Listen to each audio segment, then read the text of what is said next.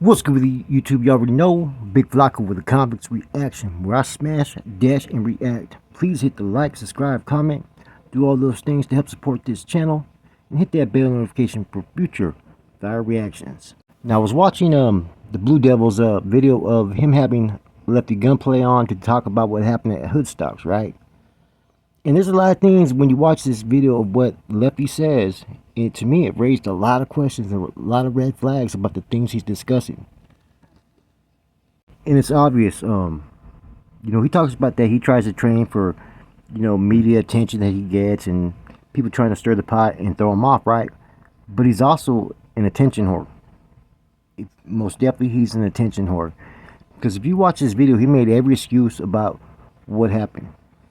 For instance, if you were so worried about the attention it was going to get on other media platforms, then you would have just left it alone after you said it one time and just went and moved forward. The fact that it escalated, it made everything all the more worse. But I'm going to point out some things that I heard in this interview that he did on Blue Devils. And it's kind of alarming a little bit, man. Like, you're discussing about what you guys are holding, what could have happened, what you guys could have did. So basically, you're saying that because you knew Lucky would have pretty much tore that ass up, that your boys were going to have to jump in and there could have been some quet play, right? That's basically what you're saying. And you're also pretty much dry snitching on yourself, talking about your packing. You had to say that at least 7 or 8 times. You wanted to make sure everybody heard that. I don't know about you guys, right? But that's pretty much dry snitching on himself and those that were with him. I don't know why some people get such a pass on the things that they've done. And that's not me wanting him to get grilled or fucking, put off for fucking doing his music thing or whatnot, right?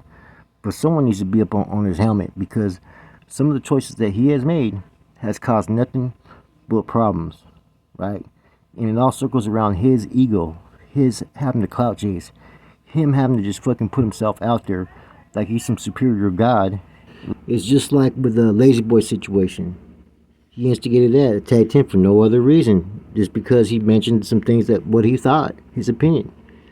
But people forget that in his first interview, he was already saying fuck Norte, fuck them dudes. Other platforms he went on, he was saying fuck Norte, talking shit. So that's all fine and dandy that he's clout chasing like that, but it's kind of a weak look, man. Especially with all the other stuff that's already happened. I mean, look at pretty much everybody's seen it. He was scared to go at it with Lucky. Lucky pretty much scared him. He made sure that the other homeboys intervened, right? But afterwards, he's talking about what could have happened, about his, what he had, about his squad, and about this and about that. To me, it looked like he was trying to, make himself look good, that his ego's been affected, because basically he knows he got pretty much punked. It's starting to look like he only cares about what his image is, what people perceive him as. So he has to live up to the certain person that he is trying to be or wants you to think he is. I like how Blue Devil did do the interview, because he didn't say much. He let Lefty pretty much speak how he felt and didn't really intervene too much, and was real like, hey, you guys both was pretty dumb. You made us all look bad. But I mean, everybody knows that, when it came to Hoodstocks, they knew what type of platform that was. Lucky has priors for getting a little bit too wild a little bit, right? And he gets over friendly with individuals he doesn't know, and he plays people close, right? He's even done that with other races. Now, Lefty, at the same token, right, he's done time. He's done all that, right? Or so he says. He should know better than to sit there and address somebody without looking them eye to eye as a man. Of course, someone's going to get pissed off on it. He hasn't really admitted that, man. You know what I'm saying? He wants to feed off everybody else, and it pretty much looks like he's trying to get everybody else involved now. You know what I'm saying? Without throwing Lucky under the bus, on Front Street, but it's kind of like he's campaigning a little bit. The cops came and all this stuff, and woo. Over what? Nobody's seen anything happen. They got into an argument. So you're going to tell me that the cops came that fast that they know the location of where everybody's at? Then why even go there? You know what I'm saying? Like I said before, I don't know why Lefty continues to get a pass. You know what I'm saying? I mean, look what everything he's done already. He said fuck Norte without being instigated, right? He's continued to do that, right? Then went after fucking Lazy Boy, got jealous, right? Now he went on fucking Hoodstocks, pretty much got punked on Hoodstocks. Now he's dry snitching on himself and his crew. You know what I'm saying? Basically, the stuff that you're talking about, you dry snitching. You know what I'm saying? I mean, in that video, there's nothing more, nothing less. I mean, if you are a convict, then you should know better what to say and what not to say. You don't have to put all that out there. The only reason why someone will put some information out there like that is because their ego's been affected, it's been shattered, and they're trying to clean it up. They want that image still to be looked at in a certain way. Nothing is perfect in this world, man.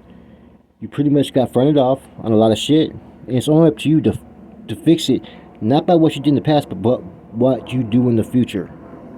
I don't get why everybody keeps on giving him a pass. Like, they need him to succeed. They need him to do good. They didn't do this for Tres, right? When all that shit happened with Whack 100. They didn't do it for Swifty Blue, right? You know, and they ain't doing it for nobody else but him. And both the rappers I just mentioned got more talent than Lefty Gunplay. Let's just keep it fucking real. Way more talent. Now, yeah, he's funny to watch. He's a character and all that, right? But, I mean, he's a character. You know what I'm saying? It's no wonder people started calling him the Mexican C-Mac. Because he does things just out of character for attention. Everything C-Mac did was for attention.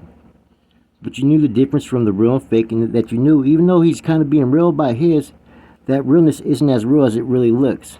It's just talk. It's an image. He's in character, you know? You can see when he's at that graduation party for his cousin. He's an attention seeker. He's an attention whore. So he's going to do everything he can to make himself look a certain way to the viewers and whatnot, and the listeners. So people don't even tap in really to fucking Lefty Gunplay for his rap skills, because they're average at that. They're tapping in because they want to hear the interviews. They want to hear what he says. They just want to see all the shenanigans that comes with him, you know. It still trips me out that, you know, we already know how the Southern California politics are. You know, the big homies have control of all that. People are kicking in money. We know all that, right? But there's certain individuals that are getting away with a certain conduct and behavior that you kind of question, like, what the fuck, man? When is this shit going to stop? Like I said before, a lot of these dudes don't know how to do interviews and stay within the perimeters of respect. And they get out of character. They say certain things they shouldn't say. And now you're seeing a situation to where they start to challenge each other in front of everybody. I mean, fucking everybody's seen what happened, man. That's not a good look. Now, I see everything about the sponsorship, right? That's big. You know, gaining sponsors, maybe some access to some type of, you know, television, movies. You know, they're in Southern California. There's a reason why a lot of movie producers and all these people in commercials and sponsors stay away from certain elements of individuals, because these type of actions that you witness right now. So this may have future ramifications that people don't see, but in the long run it's going to hurt them more than it's going to help them. One thing I got from this, right, and regardless of how he tries to sit there and say he's trying to do it for the homies and all that, Lefty Gunplay is doing it for himself. He made that clear as day. You know, it was interesting to hear him talk, man, but you know, and see what he was gonna say, and it just showed a little bit different side of his character, man. It showed us, like I said, it showed his character to me, man, that he's about himself, and that he doesn't think before he responds, because he acts out of emotions. He acts because he's worried about what people think of him. Because he mentioned, like I said before, I don't even know how many times, 7 to 10 times, maybe, about how he's packing. Bro, we know what time it is. You know what you're admitting to? And your crew? Come on, man. That's when people fucking are so distraught by what happened and it affected them so bad, they don't think before they say the things they say. Because apparently he's not thinking about the fucking stuff he's talking about. All that talk that he's really with that gangster shit and all that, I don't even want to hear that no more, man. Anyways, man, I don't wish him any type of you know what I'm saying, you know, harm or not to be successful. I hope he does become successful, but he needs to look at his image, man, and revamp it and be looking more real than what he's been. That's it, your boy Flacco. Convict's Reaction. I'm gone.